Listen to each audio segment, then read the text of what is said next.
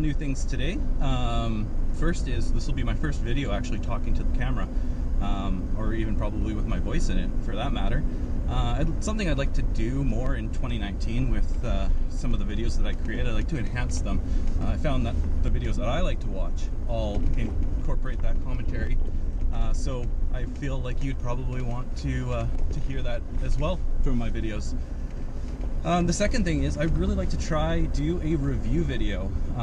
Now, I don't have sponsorship, I don't have a ton of gear myself that I can really review, but the one thing I've always been curious about is the performance between the two sets of tires that I run, both summer and winter. So my first set is, like for summer, it is a BFG KO2. I bought them new the beginning of last year, and I've liked the tire in the summertime, but I have a separate set of tires that I typically have run for the last few years in the wintertime, and that's a Cooper Discoverer ATW. So it's another all-terrain tire, but it's a little bit more winter biased. From what I've gathered, it's a full, proper 4-season tire. And so I'm kind of hypothesizing that it's going to perform much better in the snowy conditions and ice. I won't be able to test on ice today, but certainly I'm going to be giving it a go on snow. So I have some great roads near my house. I'm just going to go up the road here a little bit, try to find a place where I can produce some consistency, and then I'm going to try with straight PSI in two-wheel drive and just see how far I can get with the Coopers to start with. Then I will air down to 12 PSI, which I find to be a fairly happy snow PSI for these tires, and then I will repeat the test and just see how much of an improvement it is, and try to make this something that we can repeat with the KO2s as well. So we're out in the woods here. I got the Jeep beside me. I think I found a good spot to give these tires a bit of a test. The hill here, it is not much of an incline, but it does kind of become steeper at the end, so I feel like no matter how good these tires perform, there will be a point in which they give up. So as you can see, Jeep's behind me, beautiful sunny day. Ahead of me here is the road up. It's a slight incline. You probably can't see it that well on the camera itself. I'm going to try start off as easy as I can, just to give the tires the best chance to perform well, and then we'll just see how far up we can get. We'll then air down to, again, 12 PSI, and in two-wheel drive we will see how much further we can go from there. Alright, we're off.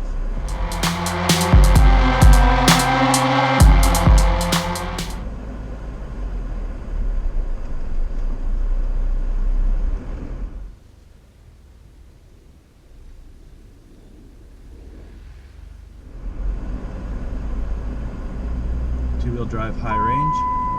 Currently the tires are doing okay. I can feel myself being propelled forward, but I can tell that there is a little bit of tire spin, a little bit of slippage in the rear. So just like any snow wheeling technique, we will be backing off the throttle as soon as we can feel ourselves losing forward momentum. Hope that the tires hook up again, and then just ease back into the throttle. Oh yeah, we're chewing a little bit now. So I don't want to necessarily stop and air down on this incline, so I may back down to a flatter spot. Try again. Air down here. I'm still surprised though, with full 31 PSI in the rear tires, and the front's not being aired down at all.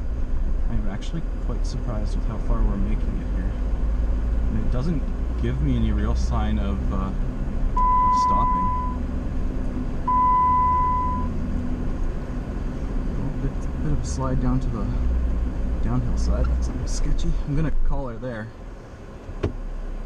You can see we kind of crabbed up this side of the hill, and it was sliding towards this lower side, so I just would rather be safe than sorry. air down here now to that 12 psi, and then back myself safely down, or find a spot up ahead to turn around. Now, on a side note, I have found, wheeling with some friends, that backing down using mirrors is not a skill that everybody has. And I highly recommend practicing this. I can't claim that I'm the best or anything at it, but in a situation like this where you find yourself into a trail a little bit too deep, and you maybe are having a difficult time getting out, no place to turn around, and backing up's really your only option. Either you really need a spotter, or you need to be comfortable using your mirrors, because what you want in most cases is you want your wheels to follow in the same tracks that they were in going up. It helps the Jeep do a little bit less work, and this is especially true if you were to be going down a hill and needing to back up it. So you really want to make sure that you can use your mirrors, keep those tires in the same tracks that they were in coming up. The Jeep's going to have a much better chance of making it up and out.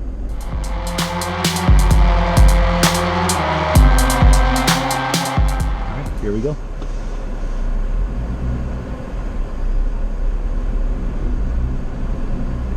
I'm already crabbing, and I suspect either I'm just being a little bit more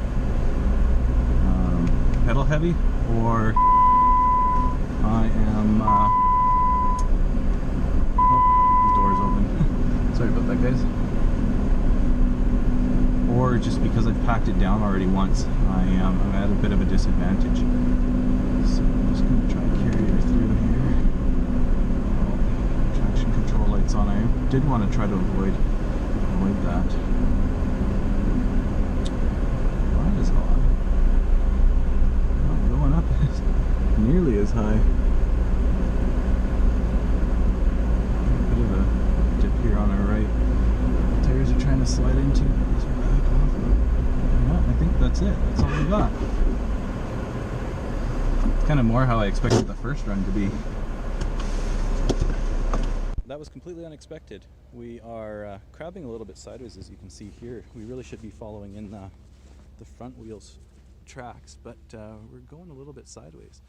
And so far not too bad. It's far enough away from the edge before I'm really worried, but the being aired down, we made it significantly less. So I've been trying to drive similarly. To finish the very first test with the Cooper tires, I was actually surprised with the performance when they were fully aired up. We made it a lot further than I expected to. However, when we aired down, again, just 12 psi on the rear, I left the front as is. We didn't make it nearly as far.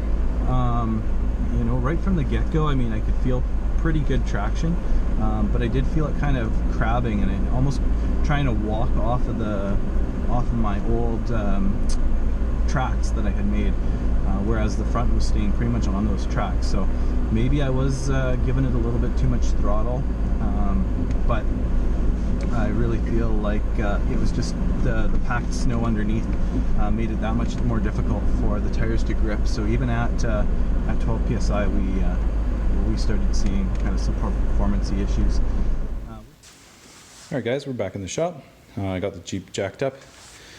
You can see here, I'm going to just swap over these tires now, and hopefully perform some more tests with the KO2s over there.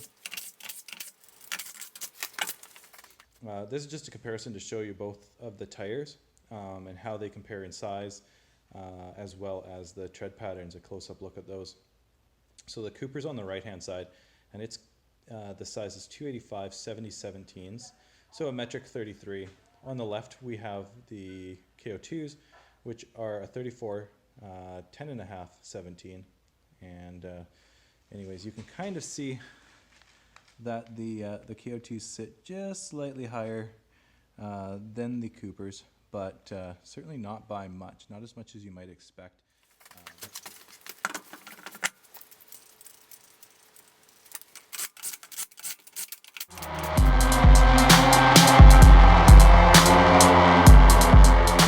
Alright guys, I'm just putting the seatbelt on here. We're gonna give her another shot. So Jeep's gonna go out of 4-wheel drive, just into 2-wheel drive. I'm gonna try to stay on the left-hand side here. And again, just regular snow driving techniques. Try not to spin the tires. Try to let them find as much grip as they can, and just ease into the throttle to get myself going. So here we go.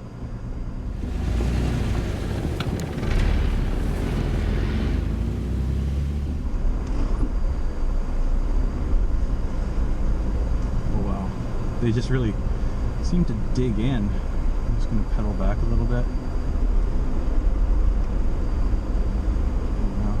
Less than 1,000 RPM.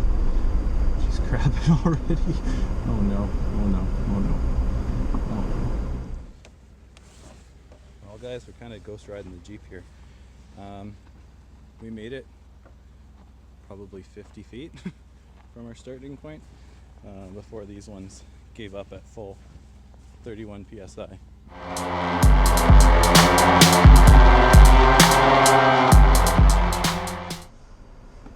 Two-wheel drive again, starting in the tire tracks. I'm going to try avoid those spots where I was slipping, but here I'm going to just try to go up the road as gingerly as possible and see how far we get. This would be most like our second test with the Coopers. Oh yeah, okay, so much better. Much better.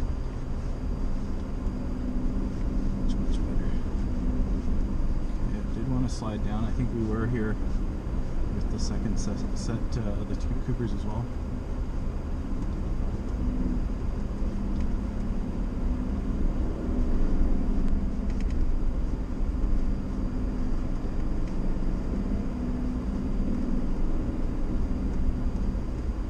Okay, so we beat where the Coopers were aired down. We're making some progress, but yeah, it's just petering out under 1,000 RPM, just trying to keep it crawling. Traction control kicked on. Oh, and I stopped.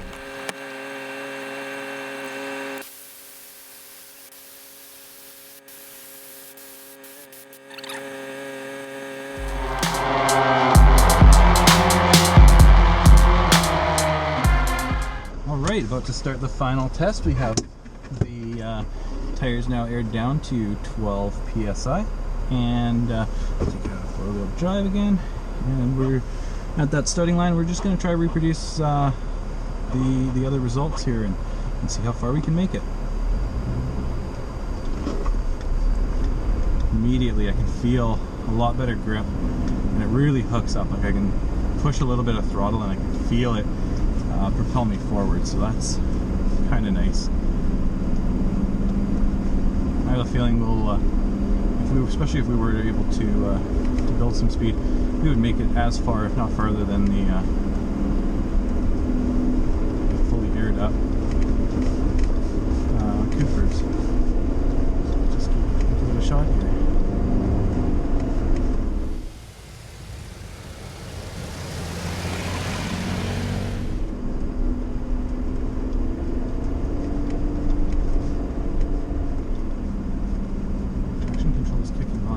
To try avoid that, just to let the tires do the work rather than the electronics. Well, here traction control is doing whatever it can to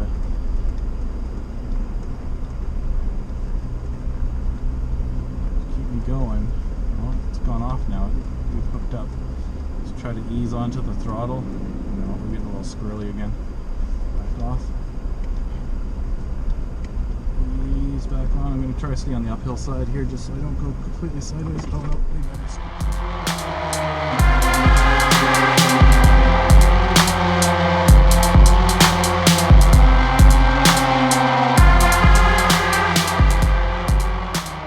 I'm back home, and that about wraps up the video. I want to thank everybody for watching. I'd like to do more of this in the future, do a little bit more narrative on some of my adventures and trips. So make sure that you mention that in the comment if you'd like to see this kind of stuff. And I think it adds, I mean, I enjoy watching it when I'm watching other YouTubers, so I hope it adds another element to the videos itself.